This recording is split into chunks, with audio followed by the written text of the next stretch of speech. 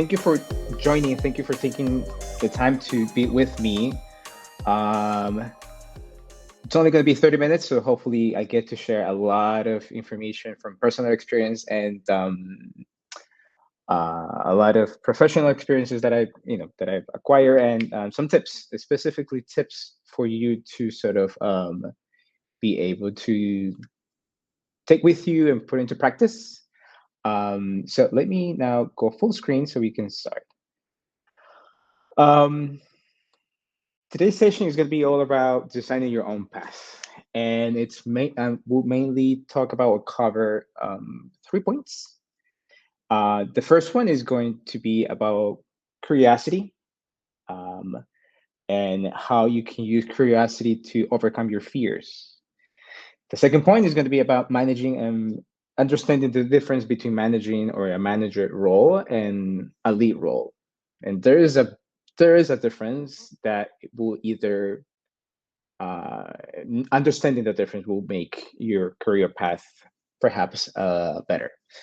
And identity, and specifically owning your identity and how you can use that as a superpower for um, make better decisions, not just at work, but just life in general. Um, but before I jump into, well, in order to jump to the first point, I need to tell you a little bit more about myself. Um, I was born in Peru. I am from a city called Chimbote, and this is a picture of Chimbote Bay that I took. Chimbote, it is 7 hours by car from Lima. It is on the northern part of Peru. It is a fish port. It is a small city, smaller than Lima or the closest other big city, Trujillo. Um, and I was born and grew up there until the age of 14 before I came to the United States. Uh, Migrated with my mom, my brother, my grandma was already here, so we joined her on this journey. But um, I also like many people, perhaps I changed careers 3 times. I first went for civil engineering. Didn't like that. That is a lot of math. I then switched to computer engineering. That made it worse. And I ended up doing business administration. Yes, not design, business administration. And because of all the changes, I actually spent 6 years in college. I didn't do it in 4 years. And there was a lot of pressure that I put on myself because of that.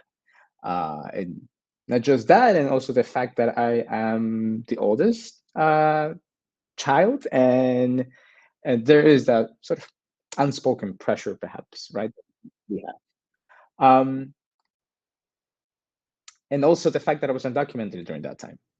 I um, lived my entire college life as an undocumented immigrant, and that actually put a lot of weight into my future and going to college and doing all of this and changing careers and like, so what am I going to do now? What am I going to do next? But it was during that college time when I discovered design, graphic design specifically, uh, paved the way for the next, the following 15 years until now. So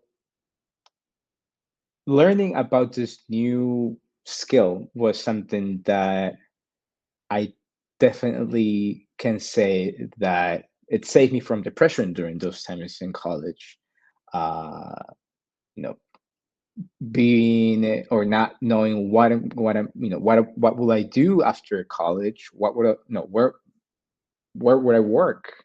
And and the fear of being deported, because during that time when I was in college there was a lot of rates. I grew up in Long Island. That's when I came to New York. Grew up in Long Island. And there were a lot of raids. I will go to bus stops, or bus stations, and even trains, and being and jumping on the train to to go to college was a little afraid of that. Doing design and practicing design, it actually saved me from thinking about that, or just not thinking and doing what ended up being something that I love and I have a lot of passion for. And after so many years practicing 4 to 5 years, I eventually DACA came, and I was able to work in peace.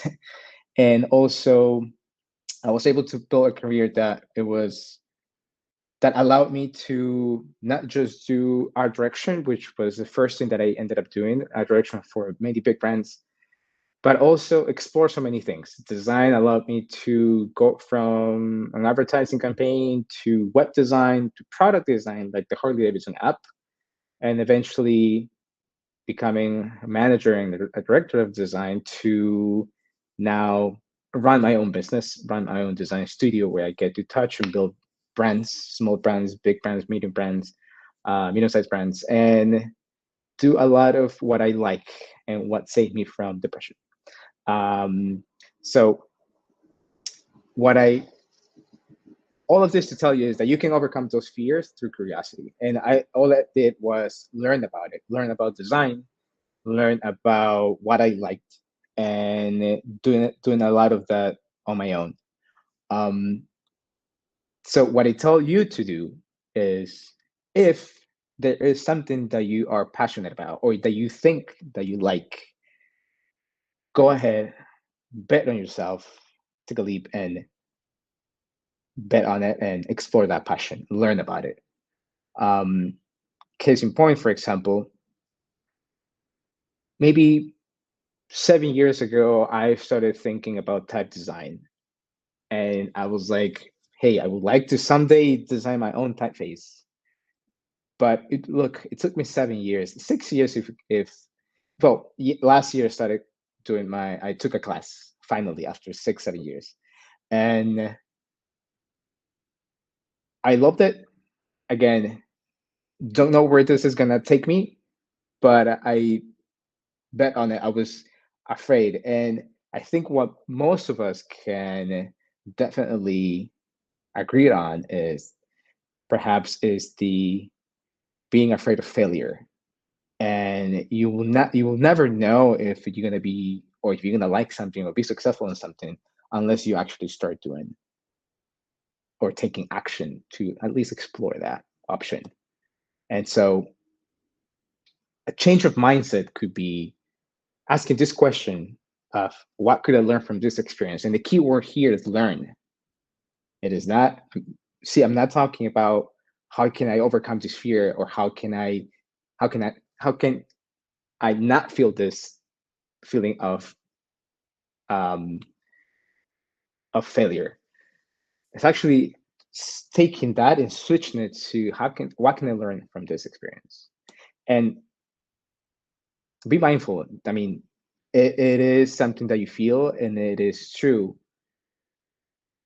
but also be curious. So take it at your own time. It is not about necessarily jumping in and doing it, but it's more about taking small steps. Start small, but at some point, if your heart is telling you to do something and learn something, start. But be mindful and be curious at the same time. So my question to you is, what's something you may like or are curious about learning? It could be anything. It could be a new cuisine. It could be a new language. It could be anything. Just keep in mind those 3 points of start small, but start. Be mindful, take your time. And also that mindset of what could you learn from this experience, right? That's point one. Point two, it's a question for you. It's how many of you are managers, have managed, or would like to manage a team? And perhaps you don't manage or you don't want to manage anyone. Maybe it's a question of how many of you have led or would like to lead a team or project. Understanding the difference between the two, a management role and a lead role, will make your career decisions be more aligned with what you like, what you would like to do. My experience managing different teams has been very different. I managed different teams in different environments. My latest experience managing a team was at New Zealand. And during that time, I felt empowered to do a management role and be a manager and a director, and also be a leader and trying to guide my team through projects. However, that changed the last year I was there, and it became more of a manager, meaning I was focused mostly on the operation and making sure that people are actually doing their work, which became a little not aligned with what I liked. But I can say that just like I manage different teams, I also have led many more. And now after, now that I'm running my own design studio, I can say that I enjoy leading rather than managing. And I'll explain the difference between the two. But first, let's make sure that we understand the difference between managing and leading. And perhaps I can show you this, I can talk to you about this man who I admire. And it is the prime example of what a leader does. Gaston Acurio is a Peruvian chef. He is the one that started the whole movement and put Peruvian cuisine in the world. And now you find good Peruvian restaurants everywhere, including in New York. This man was able to lead everyone, guide everyone, inspire everyone, that even Peruvians were craving Peruvian food instead of French food. Before it was like, where should we go eat? Let's go to a French restaurant now. Actually, no, let's go to a Peruvian restaurant. So this man led a whole country of a whole army of chefs and showed the way. He took a step. He moved away, and now is letting everyone else or the new chefs shine. And he's very respectful and respected for that. And so that is what I think it's a great example of a leader.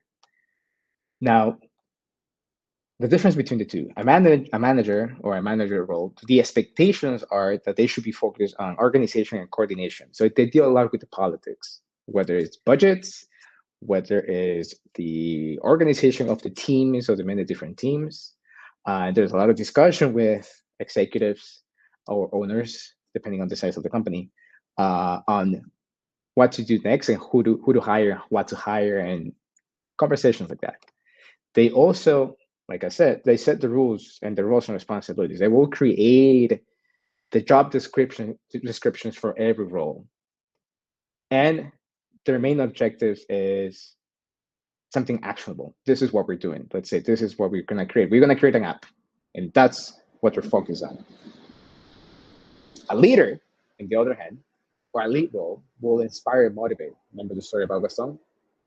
They don't deal so much with politics. And if they do, it is usually at a very, very minimal level.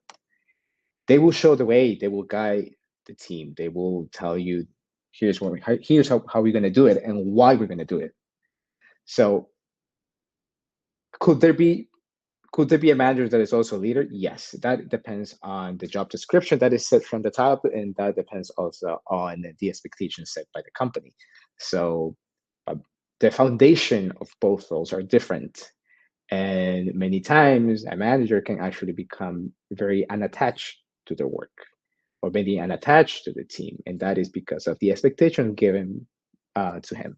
A leader or a lead role, design lead, project lead, whatever title with a lead, will not be dealing necessarily with the politics and the organization and coordination of all of that, at least on the product side. That is my background: product design, product and a product organization. Now, some things that can help you get a better understanding of the difference between the two at your job or a potential new job is understanding the job descriptions, the job matrix. And I, as someone that has done it, it does exist. A company should have that. That is something that you need in order to hire people. Usually, perhaps not a very small company, but medium-sized, big companies will have that description, and they will have a clear delineation between a junior level, mid-level, and senior level. And understanding the difference between all those levels can help you see a better picture of where you want to head it. And let's say you want to be a manager or a lead. I think the best path is to ask for those opportunities to lead a project or a team, even if you don't have that title. There are always opportunities to lead. You don't need to have the title to lead. So if there's a project coming up, raise your hand and be like, hey, be curious. Raise your hand and be like, hey, I would like to lead that. And now this leads me to something that you should definitely do, regardless of the path you want to take. It is important, and perhaps one of the most important points from this three is quarterly goals and weekly check-ins. Whether you want to be a manager or a lead, understanding the job descriptions can give you and your manager a better understanding of where you want to head. Let's say you are a mid-level designer and you want to become a senior designer. Understanding what is required from you to do as a senior designer will help you create a path or a plan that you can eventually have quarterly check-ins with your manager to see if you're heading in the right direction. And the weekly check-ins is basically a way to see your progress on a daily or weekly basis on those quarterly goals. So weekly check-ins is more like how you get into those quarterly goals, and the quarterly goals check-ins is basically, hey, am I tracking right or not?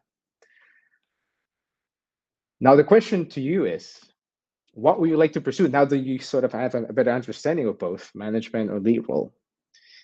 I'd be curious to know if you change now perspective.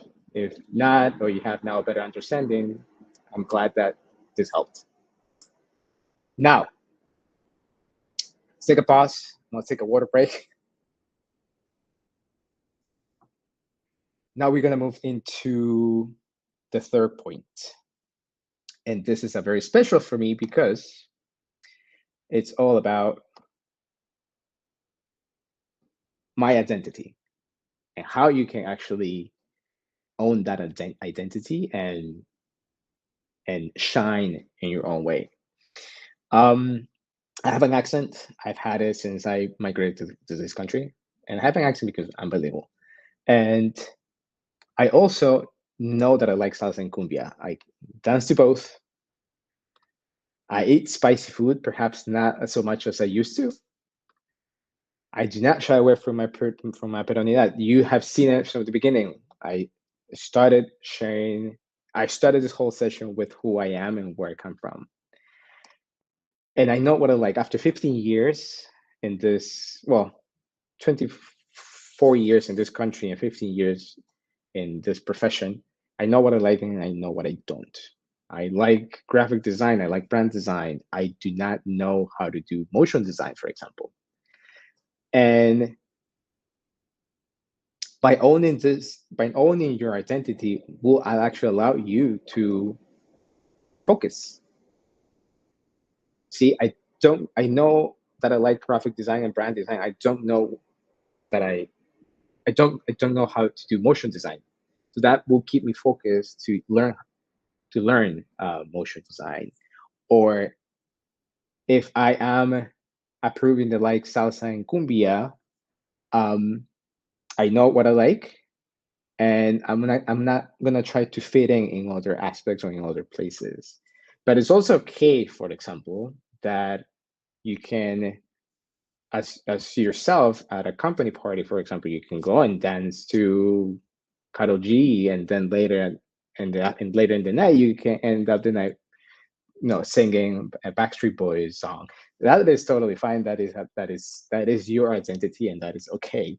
But I think understanding who you are and believing in who you are will help you stay focused, and also help you with confidence. The way you speak, the way you show up. If you know who you are and you believe in who you are and you own who you are, it is going to be clear, and there's no doubt that when you present yourself, you're going to be someone confident. And overall, all of that, it will help you be a better professional because you are now respectful of your own identity, and you are now able to respect others and help them become a better, a better professional, a better person in their own way. So that is all I have. Oh, sorry, I forgot about this story, and I thought about it, and I decided to keep it because of all of those three points. The story about uh, being proud of who you are and owning your identity. In August of 2020, Weight Watchers, when I was working at Weight Watchers at that time, they didn't have anything planned for Hispanic Heritage Month. A friend of mine, a coworker at that time, her and I emailed them and asked them, "Hey, do you have anything planned?" And they were like, "No, but would you like to help?" What do you do now? We're like, "Oh, why did we ask?" So we ended up actually collaborating with them and creating some sort of calendar. Her She ended up asking her husband, who was a chef, to cook and do a class. So we ended up planning the whole Hispanic Heritage Month celebration for Weight Watchers in 2020. And that's what happens when you're curious, when you own your identity, and when you want to lead, I guess. So it was a very fun, interesting, still incredible in a weird way that they didn't have anything planned for that month, but here we are. Um, so my question to you now is, what are you going to do now? What are you planning to do all those three or put into practice? Hopefully you're able to put into practice at work, in your personal life. And if you have any questions, please let me know. I'm going to stop sharing now. And if my, there we go. I can see this now. All right. Anything here?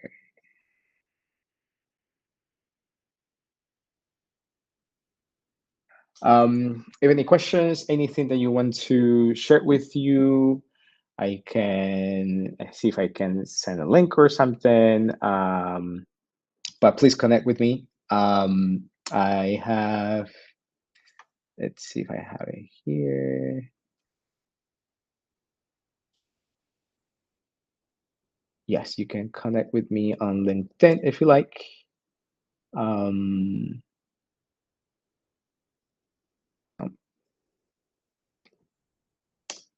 Here's my link. You can connect with me over LinkedIn, and I'm going to give you some time back.